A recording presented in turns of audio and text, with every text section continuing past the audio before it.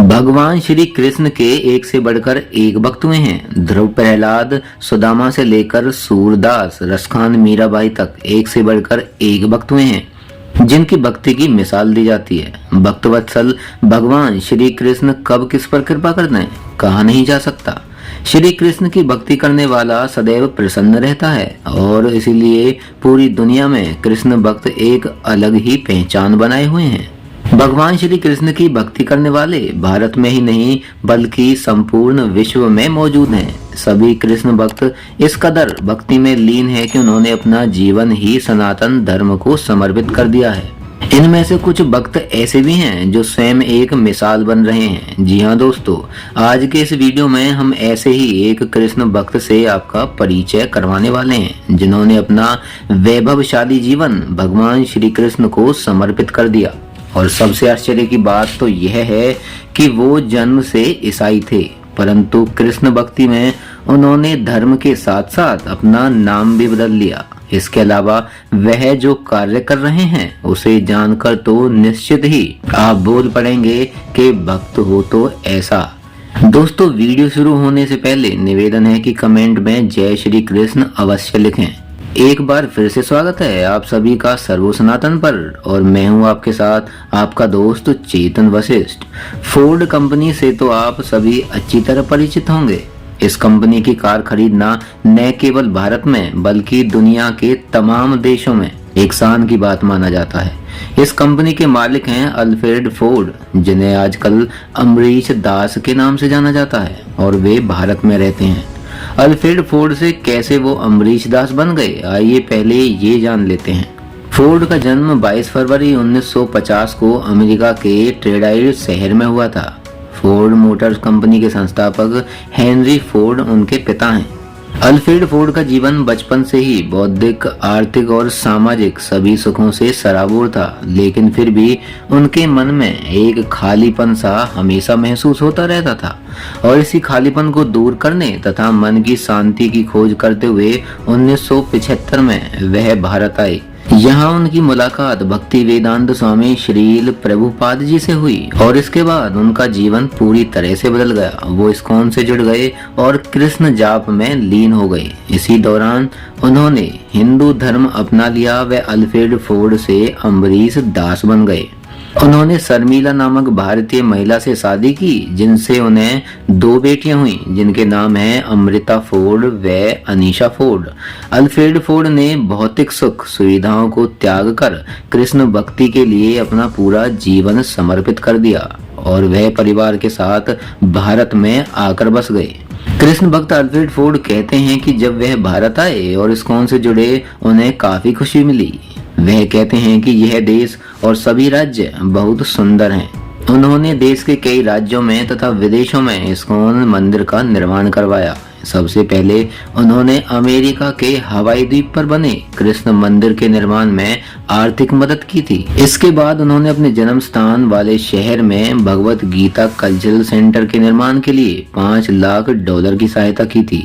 रूस की राजधानी मॉस्को में वैदिक कल्चरल सेंटर के लिए भी फोर्ड ने आर्थिक तौर पर मदद की। होनोलुलु में हरे कृष्ण मंदिर और लर्निंग सेंटर के लिए $6 लाख से एक महल खरीदा। इन सब के अलावा अल्फ्रेड फोर्ड का एक सपना था कि वह भगवान श्री कृष्ण का एक ऐसा मंदिर बनवाए जो विश्व में सबसे बड़ा व सबसे ऊंचा हो।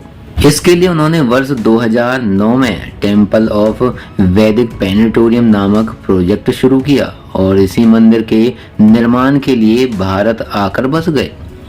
अल्फ्रेड फोर्ड हमेशा अपने गले में एक पोटली जैसी गोमुखी पहने रखते हैं जिससे वे हर वक्त मंत्र जाप करते हैं।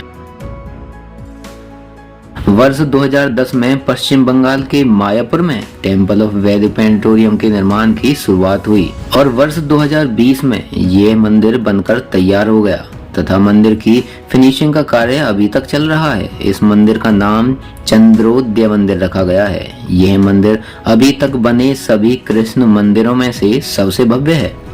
इसकी ऊंचाई 370 फुट है। मंदिर के निर्माण में लगभग 800 करोड़ रुपए का खर्चा आया है, जिसमें से 250 करोड़ रुपए फोर्ड कंपनी ने दान किए।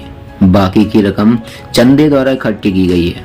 370 फीट ऊंचे इस मंदिर के निर्माण में ब्लू वेलवियम संगमरमर का इस्तेमाल किया गया है। यह मंदिर पश्चिमी वास्तुकला का उत्तम उदाहरण है। यह मंदिर पश्चिम बंगाल के मायापुर में बनाने की मुख्य वजह यह है कि मायापुर चैतन्य महाप्रभु की जन्मस्थली है। अल्फ्रेड फोर्ड पहली बार 1974 में हवाई द्वीप पर वैष्णव मत से परिचित हुए थे।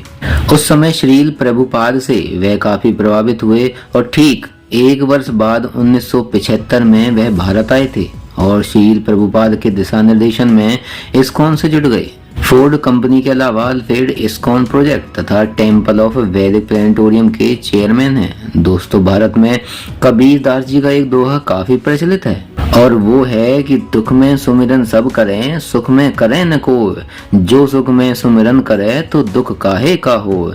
जरा विचार कीजिए कि अल्फ्रेड फोर्ड को बचपन से ही किसी चीज की कमी नहीं थी, फिर उन्हें किस प्रकार का दुख हो सकता था। इसके अलावा वह एक क्रिश्चियन थे। हिंदू धर्म से उनका दूर दूर तक कोई संबंध नहीं था, फिर भी उनका मन कृष्ण भक्ति में ऐसा लीन हुआ कि वह भक्तों के लिए एक मिसाल बन चुके हैं। अल्फ्रेड फोर्ड कहते हैं कि यदि पूरा विश्व भगवान कृष्ण की भक्ति करने में लग जाए, सभी धर्मों को त्याग कर लोग सनातन धर्म से जुड़ जाएं, तो पूरे विश्व में दुख का कहीं नामो निशान नहीं रह जाएगा। चारों ओर बस सुख और शांति ही दिखाई देगी।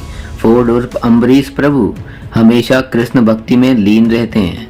वे अपने गले में 24 घंटे एक पोटली नुमा गोमुखी माला की तरह पहने रहते हैं, जिससे वे कृष्ण मंत्र जाप करते हैं। इस्कॉन मंदिर की खासियत है कि यहाँ पर एक बार में कई श्रद्धालु भजन कीर्तन में मगन रहते हैं, तो कई ध्यान करते हैं, तो कुछ नृत्य करते हैं, तो कई लोग पूजा पाठ में लगे रहते हैं। चंद्रोदय मंदिर में भी एक समय में एक फ्लोर पर 10,000 श्रद्धालु पूजा पाठ, नृत्य, ध्यान और भजन कीर्तन आदि कर सकते हैं।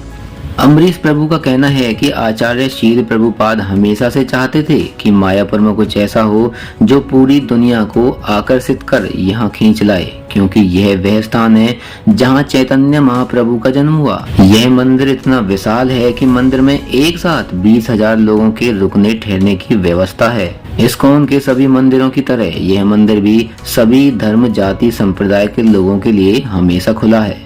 किसी के लिए भी मंदिर के दरवाजे बंद नहीं हैं। अल्फ्रेड फोर्ड यानी अम्बरीश प्रभु लोगों से आह्वान करते हैं कि वह इस मंदिर में आएं और संत कीर्तन मूवमेंट का हिस्सा बने। ताजा आंकड़ों के अनुसार मायापुर में 70 लाख लोग हर साल आते हैं। पश्चिम बंगाल की मुख्यमंत्री ममता बनर्जी ने मायापुर को हेरिटेज सिटी घोषित किया है।